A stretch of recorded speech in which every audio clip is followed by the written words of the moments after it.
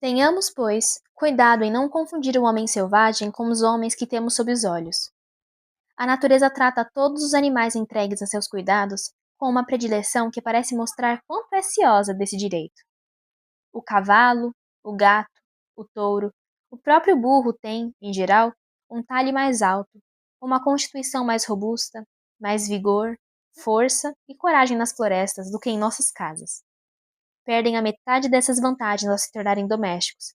E poder-se-ia dizer que todos os nossos cuidados em tratar bem e nutrir esses animais só conseguem abastardá-los.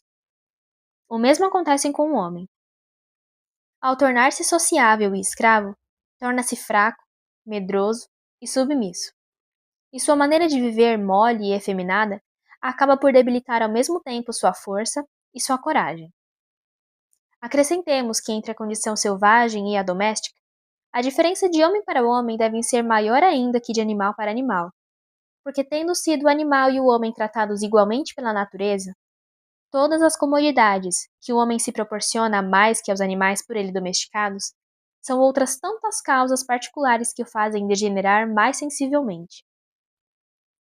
Não constituem, portanto, tão grande desventura para esses primeiros homens, nem principalmente tão grande obstáculo à sua conservação, a nudez, a falta de habitação e a privação de todas essas inutilidades que julgamos tão necessárias. Se não tem a pele coberta de pelos, disso não tem nenhuma necessidade nos países quentes, e sabem logo, nos países frios, apropriar-se das peles dos animais por eles vencidos.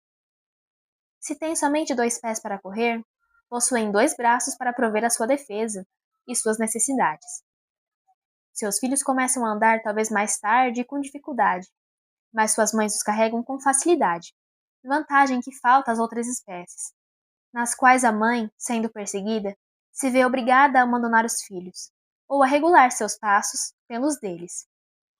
Enfim, a menos que se considerem esses concursos singulares e fortuitos de circunstâncias de que falarei em seguida, e que poderiam muito bem não ocorrer nunca, está claro em todo o estado de causa que o primeiro que fez roupas ou uma habitação criou para si coisas pouco necessárias, pois que havia passado sem isso até então, e não se vê a razão pela qual, já homem feito, não pudesse suportar um gênero de vida que havia suportado desde a infância.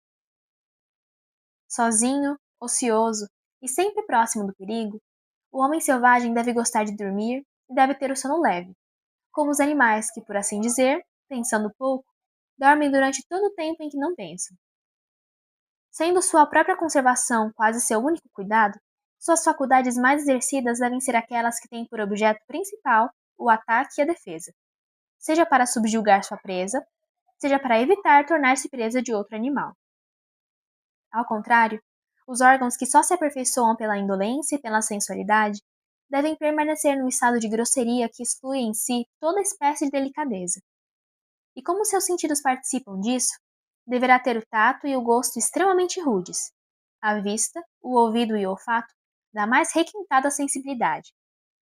Esse é o estado animal em geral, e é também, segundo o relato dos viajantes, o estado da maioria dos povos selvagens. Assim, não é de admirar que os hotentotes do Cabo de Boa Esperança descubram a olho nu navios em alto mar, a uma distância que os holandeses alcançam somente em binóculos. Não é de admirar o fato de os selvagens da América sentirem pelo olfato a presença dos espanhóis, como a farejariam somente os melhores cães. Nem o fato de todas as nações bárbaras suportarem facilmente a nudez, aguçarem seu gosto à força de pimenta e beberem licores europeus como água. Considerei até aqui somente o homem em seu aspecto físico. Trataremos agora de examiná-lo sob a perspectiva metafísica e moral.